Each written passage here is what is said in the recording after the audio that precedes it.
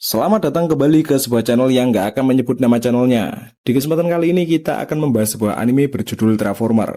Sesuai dengan judul pada anime kali ini, yakni Terraformer yang terdiri dari dua kata, di mana terraforming alias sebuah usaha untuk meneliti planet agar menjadi planet yang layak huni, dan Mars yang berarti meneliti planet Mars sebagai tempat tinggal baru umat manusia. Namun perjalanan para peneliti tidak akan semudah itu, Ferguso. Mereka akan berhadapan dengan kecoa humanoid yang memiliki kekuatan fisik besar dan tingkat kecerdasan yang melebihi anak SMA di Indonesia. Anime ini dikerjakan oleh studio Liden Films, disuarakan oleh Hosoya Yoshimasa sebagai Hizamaru Akari, Ito Shizuka sebagai Michelle, Kyuchi Hidenobu sebagai Komachi Shokichi, dan masih banyak deretan voice actor yang nggak bisa saya sebutin satu-satu. Langsung saja saya persembahkan Terraformers. Caka caka can can caka caka can can caka caka caka caka caka caka can. Sebelum kita masuk ke episode 1, alangkah baiknya kita menonton 2 episode OVA-nya terlebih dulu. Sebab 2 episode ini merupakan cerita prolog dari season 1 anime Terraformer. Berlatar pada tahun 2099, di mana NASA beserta jajaran pemerintah dunia telah memprediksi jika bumi sudah tidak akan layak huni sekitar ratusan tahun mendatang. Alhasil mereka mencetuskan solusi untuk melakukan penelitian pada planet Mars, alias terraforming, dengan menaruh sampel kecoa dan lumut sebagai subjek penelitian, dengan harapan jika 500 tahun mendatang, proses terraforming ini selesai dan manusia secara massal bisa dipindahkan ke Mars secara bertahap. By the way, proyek ini dinamakan Bugs One, yakni proyek pengiriman lumut dan kecoa ke Mars menggunakan kapal tanpa awak. 500 tahun kemudian, NASA kembali mengirimkan sekelompok peneliti untuk pengambilan sampel di planet Mars. Operasi ini bernama Bugs 2. Pada misi ini, tiap anggota telah melewati operasi mozaik, atau bisa kita sebut dengan operasi modifikasi menjadi manusia super berkekuatan serangga, agar mereka mampu bertahan dengan tubuh manusia namun dengan durability yang lebih kuat. Cerita sementara akan difokuskan ke satu karakter bernama Shokichi Komachi, bersama dengan teman masa kecilnya bernama Akita Nanao. Mereka ini merupakan salah satu dari beberapa awak kapal Bugs 2 yang dengan sukarela mengikuti program ini. Bukan tanpa alasan, mereka terdiri dari tentara, dokter, ilmuwan, atau bahkan sukarelawan yang tergiur akan nominal uang yang dijanjikan jika berhasil menuntaskan misi ini. Di samping itu, mereka juga berasal dari negara yang berbeda-beda. Singkat cerita, beberapa bulan sudah berlalu. Bugs 2 telah mendarat sempurna di planet Mars. Komachi dan Akita nampak dengan santai berjalan di sekitar kapal tanpa kewaspadaan. Bahkan kala itu Akita sempat menyapa alien yang menjadi penduduk planet itu. Namun dengan sekejap, alien itu menyambar ke arah Akita dan memenggalnya. Kejadian ini sontak membuat Komachi sangat marah, lalu datanglah kedua rekan Komachi untuk memberikan bantuan. Gak ada angin, gak ada hujan, alien itu pergi meninggalkan mereka, menyisakan Komachi yang masih marah sekaligus sedih atas kepergian rekannya. Atau mungkin bisa lebih kita sebut dengan sebutan gebetan. Operasi ini dipimpin oleh pria asal Amerika bernama Donatello K. Davis. Dia menjelaskan bahwa alien tersebut merupakan kecoa yang dulunya ditaruh di planet Mars sebagai sampel, dan kini berevolusi menjadi kecoa humanoid bernama Terraformer. Tak hanya memiliki tubuh yang besar, kecoa-kecoa ini juga memiliki kekuatan super dan durability tinggi seperti mereka. Dikarenakan misi awal mereka adalah mengambil sampel Terraformer, kelompok ini diharuskan membawa sampel lumut dan setidaknya satu jasad Terraformer yang masih utuh.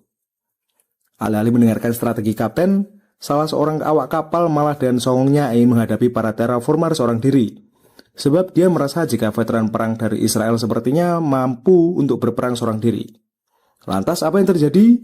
Dia malah mokat dengan mudahnya dan memancing segerombolan terraformer untuk memasuki kapal. Donatello dengan sigap membagi tim ini ke dalam dua kelompok. Dia akan menahan segerombolan terraformer bersama dengan anak buahnya yang bernama Hiruma Ichiro, sedangkan yang lain diperintahkan untuk lari mencari tempat aman. Donatello sendiri memiliki kekuatan operasi sebagai semut peluru. Tak heran jika ia mampu menahan banyak terraformer dengan mudah. Korban-korban tentu berjatuhan pada insiden ini.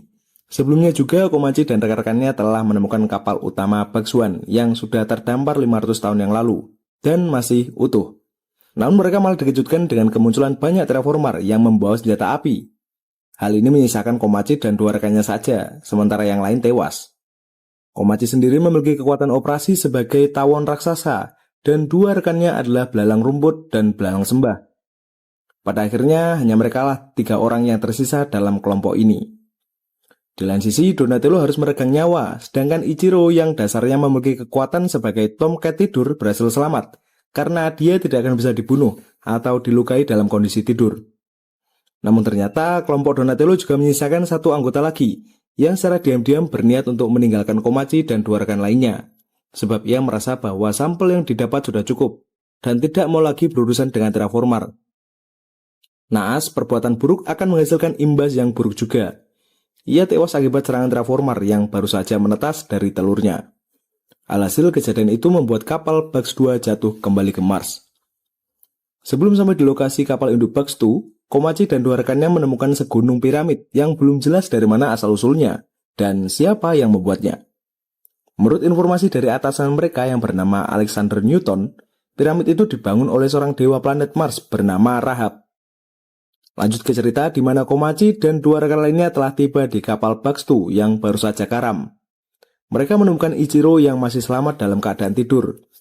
Dua rekan Komachi memberikan isyarat agar Komachi mengamankan jasad Akita Nanao yang masih utuh. Sementara mereka akan menetap untuk menahan serangan Terraformer. Insiden tersebut membuat satu rekan Komachi terbunuh, dan satunya lagi terpaksa harus dihabisi karena terlalu banyak menggunakan serum perubahan, di mana hal itu membuatnya jadi serangga sepenuhnya. Ichiro berpendapat agar mereka berdua kabur menggunakan kapal darurat dan meninggalkan kapal induk yang sudah diserbu gerombolan Terraformer. Kapal darurat hanya mampu mengangkut 3 orang. Komachi menyarankan agar mereka membawa jasad Akita, sementara Ichiro berpendapat jika mereka harus mengangkut jasad Terraformer sebagai bukti keberhasilan misi.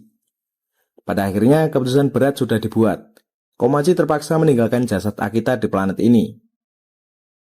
Masuk ke episode 1, lebih tepatnya 20 tahun setelah kejadian Bugs 2. Komachi dan rekan kerjanya bernama Michelle K. Davis tengah berada dalam sebuah misi perekrutan anggota baru penjelajah NASA. By the way, jika kalian merasa tidak asing dengan namanya, dia merupakan anak perempuan kandung dari karakter Donatello K. Davis. Target mereka sendiri merupakan pemuda asal Jepang bernama Hisamaru Akari. Dia merupakan ahli bela diri karate yang rela bertarung dengan berbagai makhluk aneh dari dunia bawah tanah, demi mendapatkan uang yang nantinya ia gunakan untuk pengobatan teman masa kecilnya, yang bernama Yukio. Saat ini, Akari tengah bertarung dengan seekor beruang karnivora dengan bobot 10 kali lipat lebih berat dari dirinya. Namun dengan berbekalkan kemampuan operasi mozaik yang ia dapatkan secara alami dari orang tuanya, Akari berhasil memenangkan pertandingan itu. Meskipun sudah menang, Akari kedapatan fakta jika Yukio sudah dibeli oleh Komachi dan Michelle. Komachi dengan berat hati mengatakan jika Yukio sudah mati. Pihak NASA sudah berusaha semaksimal mungkin untuk mengobati, namun penyakitnya sudah terlampau parah ketika dirawat oleh pihak manajemen pertarungan bawah tanah. Setelah mendapatkan fakta itu, Komachi terus terang mengajak Akari untuk menjalankan misi NASA berikutnya yang bernama Annex 1, di mana kali ini tidak hanya 10 atau belasan manusia super yang dikirim, melainkan 100 manusia super dari berbagai negara akan diterbangkan ke Mars untuk mendapatkan lebih banyak sampel Terraformer. Dikarenakan Akari ini memang orang yang asli baik, ia pun mengikuti ajakan Komachi dikarenakan juga ia memiliki kemampuan operasi mozaik alami dari orang tuanya, meskipun Akari sendiri masih belum bisa mengendalikannya. Di markas NASA sendiri, Akari bertemu dengan rekan-rekan yang lain. Mereka bernama Alex Kenliu Stewart, Marcos Eringrat Garcia, Sheila Levitt, dan juga satu perempuan pendiam bernama Eva Frost. Pada pertemuan itu juga, Akari dan teman-temannya nampak kurang senang dengan salah satu anggota operasi yang bernama Adolf Reinhardt, terutama Marcos yang terlihat gak tahan dengan setiap kata-kata nyatir dari Adolf.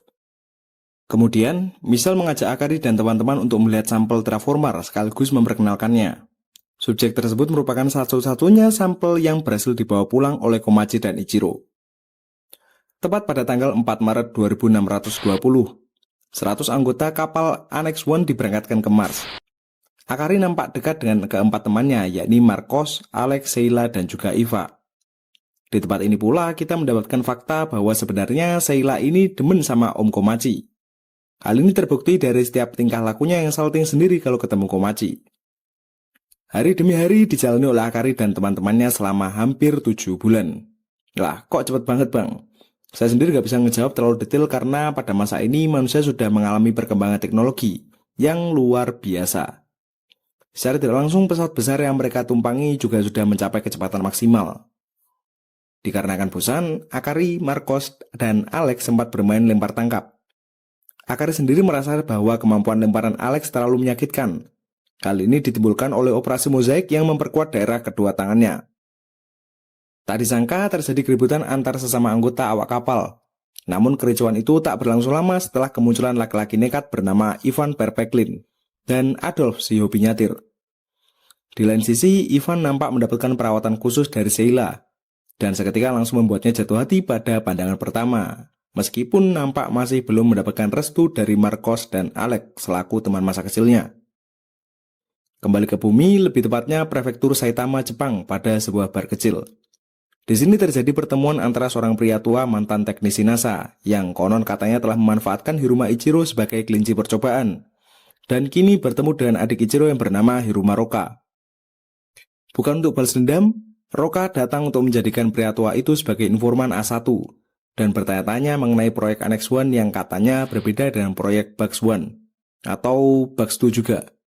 Di mana proyek Bugs setahu kita adalah misi pengambilan sampel terraformer.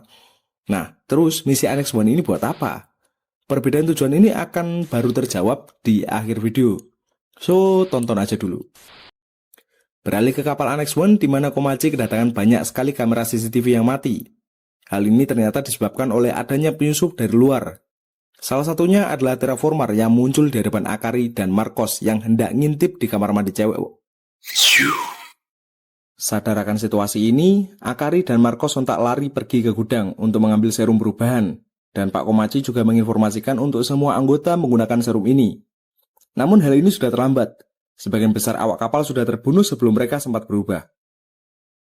Pak Komachi memberikan perintah kepada seluruh awak kapal untuk berkumpul di aula, sementara dia dan 5 kepala divisi yang lain akan membereskan para terraformer yang berserakan di sebagian kapal.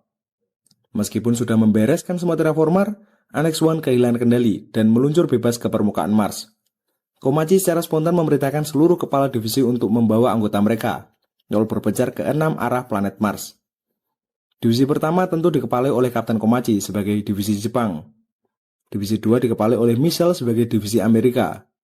Divisi 3 dikepalai oleh Sylvester Asimov sebagai divisi Rusia. Divisi 4 dikepalai oleh Liu Yiwu sebagai divisi China. Divisi 5 dikepalai oleh Adolf sebagai divisi Jerman. Dan divisi 6 dikepalai oleh Joseph Gustav Newton sebagai divisi Italia. Kembali ke cerita di mana tiap divisi mendarat pada titiknya masing-masing. Joseph dan anak buahnya terlihat sangat kurang beruntung karena karam tepat di kumpulan para terraformer. Asimov dan pasukannya berkumpul pada sebuah lokasi yang dekat dengan objek berbentuk piramid. Hah? Kok bisa ada piramid di planet Mars? Selain itu, Asimov juga bertemu dengan beberapa terraformer, kemudian menyuruh anak buahnya untuk menangkap sampel itu hidup-hidup tanpa menggunakan serum perubahan. Di lain lokasi, Komachi kedapatan masalah di mana kapal yang harusnya mereka kendarai dan normal tengah dibajak oleh terraformer. Ia dan spontan melaju dalam kecepatan tinggi untuk menghindarinya. Kembali ke divisi Asimov, di mana mereka yang awalnya hendak melawan tanpa serum perubahan malah kelalapan karena sudah kehilangan 2 anggota. Salah satunya adalah kakak Ivan yang bahkan belum sempat menyerang. Hal ini disebabkan oleh terraformer yang tiba-tiba memiliki kekuatan unik dari serangga peluncur yang membuatnya jadi sangat cepat.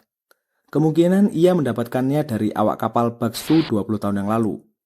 Sama halnya dengan kelompok Asimov, Komachi dan anak buahnya berhasil menciptakan jarak yang cukup jauh untuk melancarkan serangan tembakan.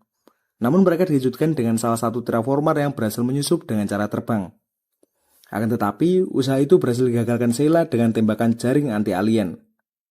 Di tengah momen kebahagiaan ini, mereka jadi terlena, hingga tanpa sadar jika terraformer yang mereka tangkap masih memiliki senjata rahasia berupa pelontar asam panas yang ia dapatkan dari rekan Komachi pada insiden Bugs 2 yang lalu.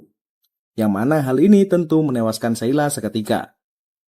Insiden kematian Sheila membuat Marcos makin geram dengan gerombolan terraformer yang ada di sana.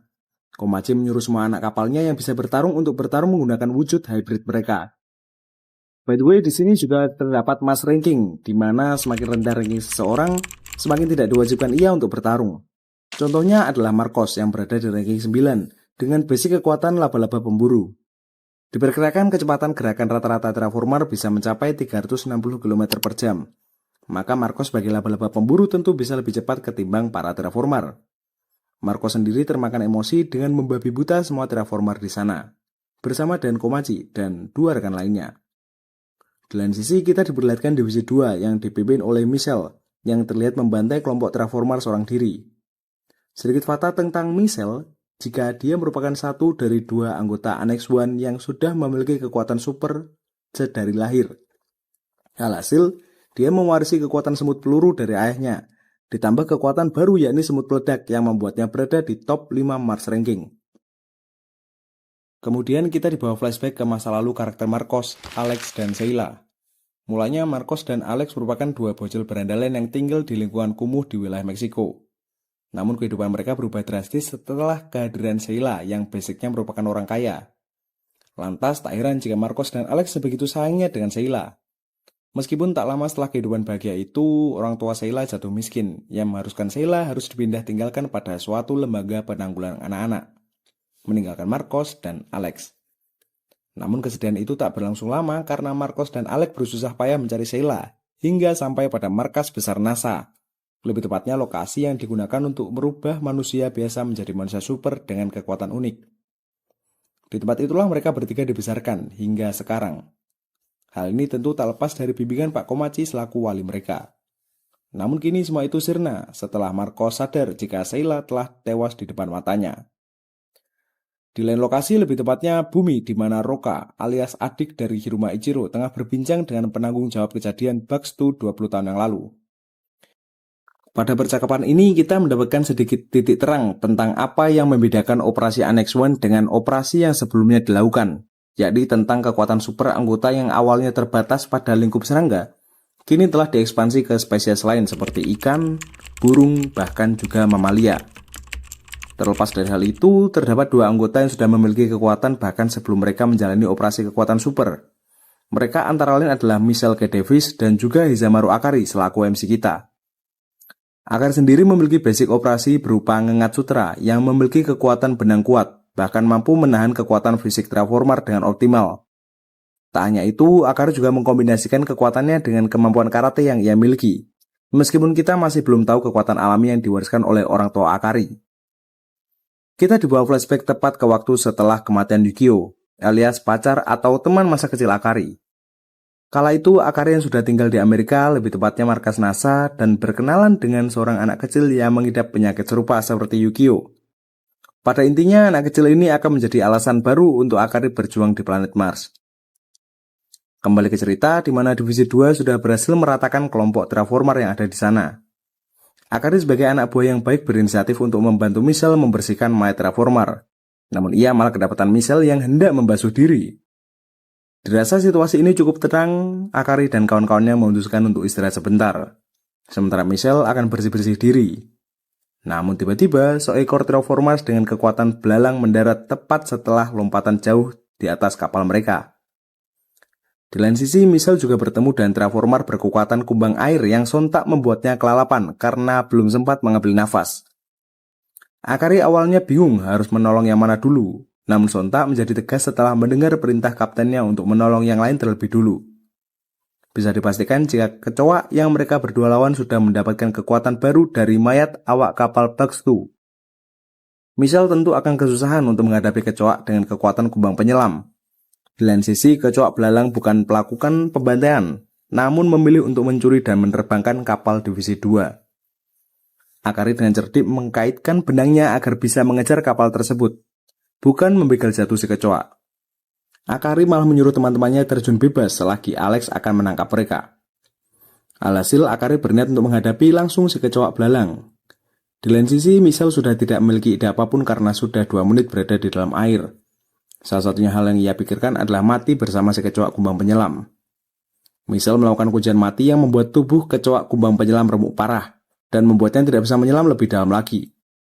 Di samping itu, Michelle juga sudah kehabisan nafas dan tidak mampu bergerak lagi. Di lain sisi, Akari nampak dengan mudah mengajar si kecoa belalang dengan kemampuan bela dirinya. Bahkan ketika si kecoa hendak kabur, Alex melemparinya dengan bola-bola Magnus yang membuat si kecoa lumpuh tak bisa bergerak. Alasan mengapa Akari terus membiarkan kapalnya bergerak karena ia sudah menghubungkan kapal Divisi 2 dengan tubuh kecoa kumbang air dan Michelle. Sehingga tepat ketika Michelle akan tewas, ia terangkat lagi ke permukaan. 2 sampel terraformar unik telah diamankan. Satu dengan kekuatan belalang padang rumput dan satunya lagi dengan kekuatan kumbang penyelam. Dari sini kita paham, tidak hanya memiliki kekuatan fisik yang besar, kecoak Terraformer juga memiliki kecerdasan yang mumpun untuk memahami teknologi asing. Di lain lokasi, Divisi 3 sepakat untuk memulai gencatan senjata. Uniknya lagi, seluruh anggota pada divisi ini adalah seorang petarung yang memiliki daya tempur besar. Teruntuk Ivan, dia memiliki basic kekuatan berupa trompet iblis. Atau kalau di Indonesia ini bisa kita kenal dengan nama kecubung. Dilihat dari namanya saja kita sudah tahu jika kekuatan Ivan yang sebenarnya adalah halusinasi ataupun genjutsu. Beralih ke Asimov di mana ia mampu meratakan banyak Terraformer seorang diri. Basic kekuatannya adalah Tasmanian Crab atau kepiting Tasmanian. Durability yang besar dari Tasmanian Crab, kekuatan yang sama besarnya merupakan kombinasi sempurna dengan Asimov. Ditambah lagi, Asimov ini adalah veteran perang Rusia. Di samping itu, kepiting Tasmanian juga dikabarkan sering memotong tangannya sendiri untuk mendapatkan tangan yang lebih kuat. Selesai pengumpulan sampel Terraformer, Asimov dan anak buahnya memutuskan untuk pergi memasuki piramid untuk dijelajah. Di lain sisi, Divisi 2 mendapatkan informasi baru dari Divisi 5, yakni Divisi Adolf yang mengatakan jika kelompok Komachi dan Divisi 6 tengah mengirimkan sinyal bantuan. Di lain lokasi, mereka juga mendapatkan informasi baru jika Divisi 4 sudah rata dengan tanah. Namun Michelle malah berpikiran lain untuk serentak kembali ke Annex 1, karena mencurigai Divisi 3 dan 4 yang ia perkirakan masih hidup. Kembali ke Divisi 5, kelompok ini merupakan bentuk keterbalikan dari Divisi 3 yang semuanya adalah petarung. Sedangkan pada kelompok ini hanya ada Adolf dan anggota bernama Isabella yang mampu bertarung dengan baik. Sedangkan yang lain bertugas sebagai peneliti dan logistik. Dirasa hari sudah mulai malam, Adolf menerima saran Michelle untuk segera pergi menuju Annex 1, karena memang lokasinya lah yang paling dekat. Sedangkan kapal divisi Michelle mengalami kerusakan parah akibat pertarungan dengan Terraformer. Tak disangka, kelompok Adolf mendapatkan serangan kejut dari kelompok Terraformer yang terlihat menggunakan kapal divisi 4. Bisa dipastikan jika kelompok 4 telah benar-benar mati, dan properti mereka telah diambil alih oleh kelompok Terraformer. Akibat dari serangan dadakan itu, kapal dari Divisi 5 terjebak tepat di tengah jurang. Ditambah lagi suasana malam yang mengakibatkan berkumpulnya para kecoak. Ingat, mereka ini hewan nokturnal yang lebih aktif di malam hari. Sekilas kita dibawa flashback ke masa lalu, di mana Adolf masih anak-anak. Dia merupakan kelinci percobaan pada sebuah lab penelitian manusia. Tak sendiri di sana juga ada banyak anak-anak dengan nasib serupa. Namun Adolf dengan lapang dada mengajukan diri sebagai subjek utama, dengan niatan ingin membuat anak yang lain tetap aman. Pada operasi ini, Adolf dipaksa untuk menerima dan menggunakan kekuatan dari belut listrik. Tentu operasi ini berbeda dengan yang lain, karena belut sendiri merupakan bukan serangga maksud saya, melainkan sejenis ikan-ikanan. Belut sendiri memiliki lapisan lemak yang mampu melindungi tubuhnya dari listriknya sendiri, sedangkan Adolf kecil dipaksa menerima banyak tegangan listrik dengan tubuh kecilnya. Percobaan ini membuahkan hasil, hingga Adolf tumbuh dan mampu mengeluarkan listrik layaknya belut.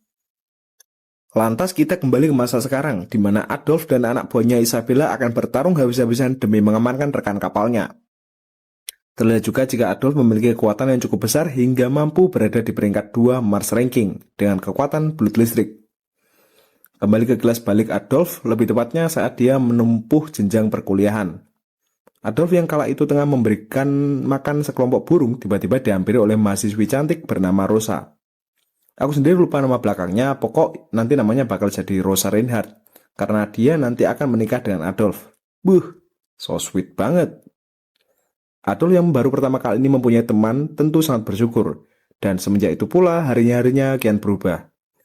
Hubungan ini terus berlanjut hingga Adolf bekerja untuk NASA, dan Rose sudah sah menjadi istri Adolf.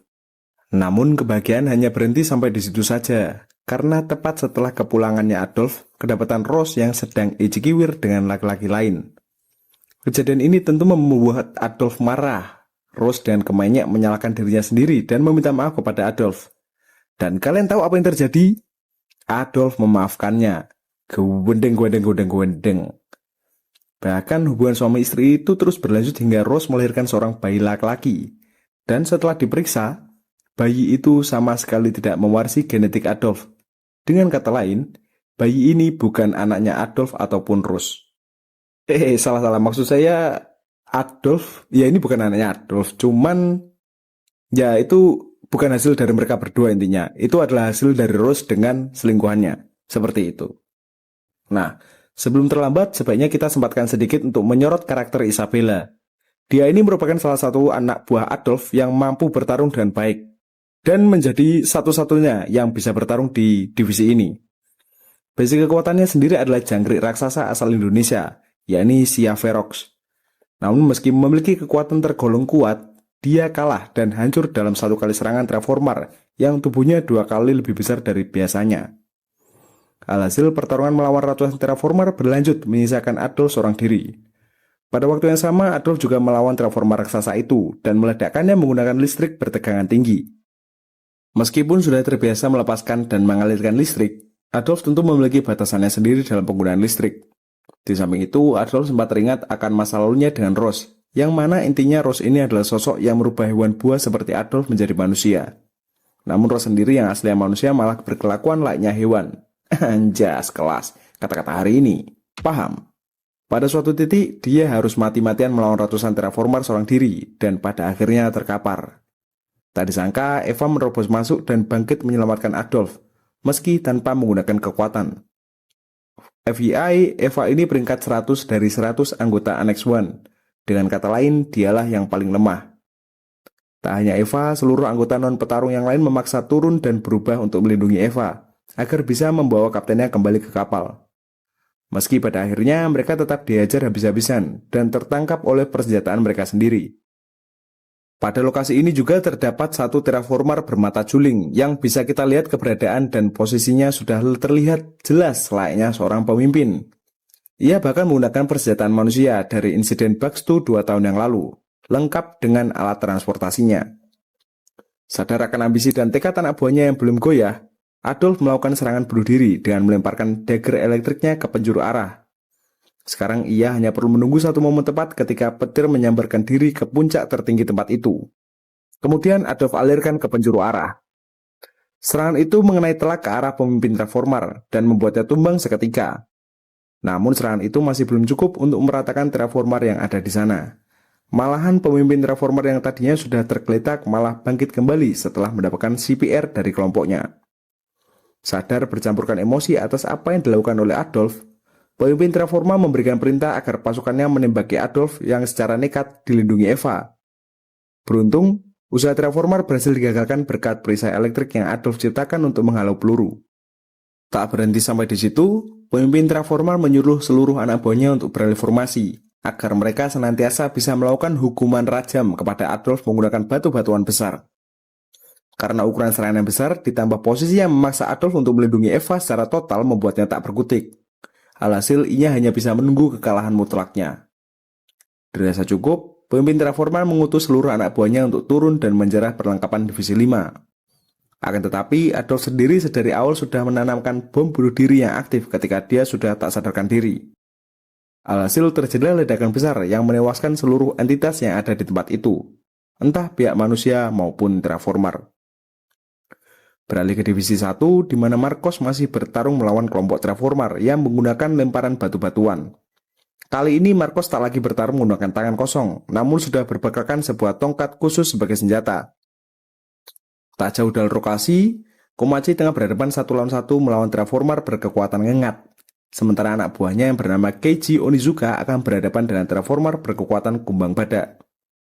Pada divisi ini juga ada satu petarung tangguh lagi. Dia menjadi salah satu anggota yang mampu menguasai pertarungan udara dengan baik bernama Kanako Sanjo. Basic kekuatannya sendiri adalah burung kapinis jarum yang mampu terbang dengan sangat cepat. Ditambah berbekalkan senjata berupa glaive di depan tulang sayapnya. Sementara wilayah atas dikuasai oleh kombinasi petarung Marcos dan Seijo, ditambah lagi supporting dari anggota Divisi 1 bernama Jared Anderson dengan basic kekuatan Paus Orca. Wilayah bawah cukup menempatkan 2 orang saja, yakni Komachi dan Keiji. Kemudian kita dibawa flashback ke masa lalu Keiji sebagai mantan juara internasional tinju. Dalam sejarah karirnya, Keiji tidak pernah mendapatkan kemenangan mutlak dan hanya menang mengandalkan poin. Ditambah lagi pertarungan terakhirnya dalam mencapai gelar dunia berhasil merenggut penglihatan yang ia gunakan sebagai ujung tombak seorang ahli bela diri. Sadar akan penglihatannya tidak sebaik dulu, Keiji memutuskan untuk pulang ke kampung halamannya dan merawat ibunya yang mengidap virus mematikan. Karena biaya berobat yang mahal, Keiji bekerja paruh waktu sebagai tukang pos untuk menutup biaya perawatan ibunya secara mandiri. Keiji sendiri tak pernah berhenti untuk melakukan daily trainingnya sebagai petinju, meskipun tidak akan ada kemungkinan jika dia akan kembali bertanding. Meski sudah menyempatkan untuk bekerja, penghasilannya tetap tidak cukup untuk memberikan perawatan maksimal kepada ibunya. Alhasil hutang menjadi satu-satunya solusi dalam memecahkan masalah ini. Lambat laun penyakit yang ibunya derita semakin parah, hingga pada akhirnya meninggal. Sempat bergabung, Keiji dalam waktu singkat menerima undangan dari Michelle untuk bergabung dalam perekrutan anggota Annex One. Awalnya, Keiji menolak meskipun NASA mampu melunasi semua hutang-hutangnya. Meski demikian, Keiji menolak karena ia sudah tidak punya alasan lagi untuk bertarung. Sebelum meninggalkan ruangan, Michelle sempat mengatakan jika dia berkesempatan besar untuk menolong orang-orang yang mengalami nasib serupa seperti ibunya. Setibanya di rumah, Keiji berubah pikiran setelah berpikir jika perkataan Michelle ada benarnya. Ia pun mendatangi markas besar NASA yang tengah mengadakan perekrutan, yang dikepalai langsung oleh Komachi. Karena bakat dan karirnya yang gemilang dalam dunia boxing, Keiji tentu langsung masuk dengan mudahnya. Sebab pada dasarnya juga mendengar jika NASA mampu mengembalikan penglihatannya kembali seperti semula, bahkan lebih baik.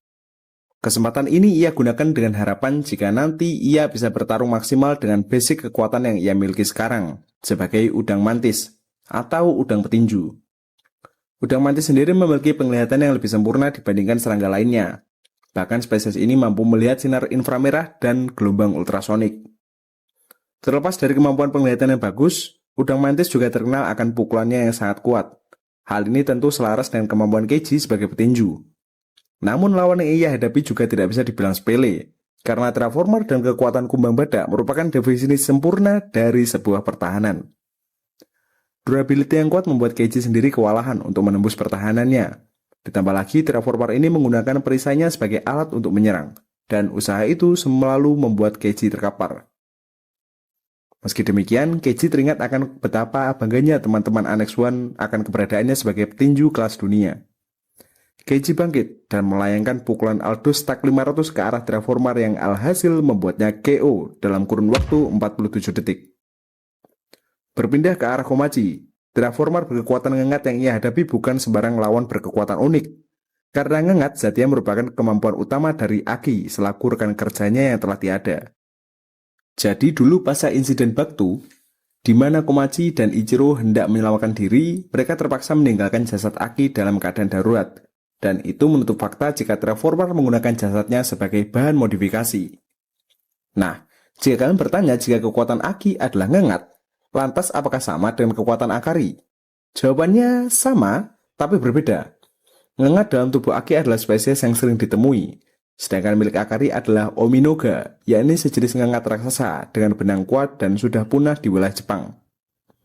Pertarungan Komachi sendiri tidak memakan waktu yang lama. Bahkan dari sekian banyak pertarungan, Komachi sama sekali tidak mendapatkan luka sedikit pun. Sekalipun yang ia lawan adalah Terraformer berkekuatan unik.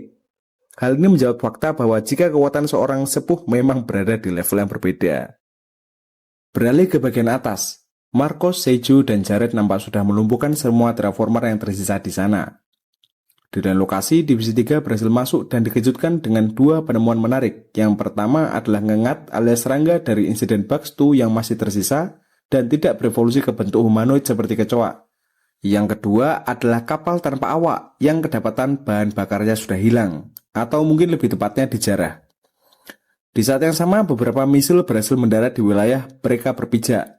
Hal ini menjawab fakta tentang kemana arah bahan bakar kapal tanpa awak yang ditemukan Divisi 3. Di mana Terraformer sudah menggunakannya sebagai alat untuk bertempur. Nah, tepat ketika misil itu jatuh ke tanah, Divisi 1 kekuatannya perlahan menghilang, dan kebetulan mereka telah kehabisan serum. Ditambah lagi dengan kemunculan Terraformer yang memiliki kekuatan tak kasat mata, di mana hal ini menewaskan banyak anggota Divisi 1. Bahkan di sini Jared juga kehilangan satu kaki kirinya. Komachi dan Keiji tentu hanya bisa pasrah dan memanjat tebing, dengan cara manual tentunya. Beruntung Divisi 2 saat datang di saat yang tepat dan memberikan serum bantuan. Alex dan basic kekuatan elang Harpy mampu memberikan lemparan-lemparan tajam untuk menyelamatkan Marcos. Juga mengirimkan beberapa serum agar Marcos dan lainnya bisa kembali berubah. Akan tetapi, di sana juga terdapat Terraformer dengan kekuatan pengendali tanah, di mana hal ini mampu membuat lusinan Terraformer melakukan serangan mendadak dari arah bawah tanah. Pada waktu yang sama, Terraformer tembus padang hendak melepaskan sampel-sampel dari kapal divisi 1, namun berhasil digagalkan oleh jaring-jaring Akari yang berhasil menahannya. Kemudian datanglah Michelle yang akan bertarung melawan Terraformer itu. Di lain sisi, Akari datang di saat yang tepat untuk membantu Marcos dan Seijo melawan Terraformers penggali. Pertarungan habis-habisan pun terjadi. Michelle berhasil menang, Akari juga demikian. Namun sampelnya hampir rusak karena Akari sempat lepas kendali dan nyaris berubah wujud ke kekuatan aslinya yang berbahaya. Nah, kekuatan berbahaya ini yang membedakan Akari dengan Michelle, di mana pada dasarnya Michelle mampu menggabungkan dua kekuatan sekaligus, sedangkan Akari hanya mampu menggunakan kekuatan Ominoga sendiri, dan jika satunya terlepas, dia akan hilang kendali, juga bisa melukai rekannya di sana. Di samping itu, jumlah Terraformer semakin bertambah, bahkan setara dengan jumlah Terraformer yang Adolf lawan. Sementara itu di bumi, percakapan Hirumaroka dan Profesor Honda mencapai titik terang. Pada intinya, ada divisi yang berkhianat untuk memonopoli semua sampel Terraformer, dan hendak mencuri hasil penelitian Honda yakni Michelle dan Akari untuk dipelajari sendiri. Di post-credit scene telah terjawab jika pengkhianat Annex 1 adalah divisi 4 yang pura-pura mati dengan menaruh jasad buatan, lalu meninggalkan kapal dengan sengaja, dengan tujuan untuk menguasai Annex 1. Bahkan saking licinnya sampai menaruh ranjau darat agar Terraformer maupun rekan yang lain tidak bisa mendekat.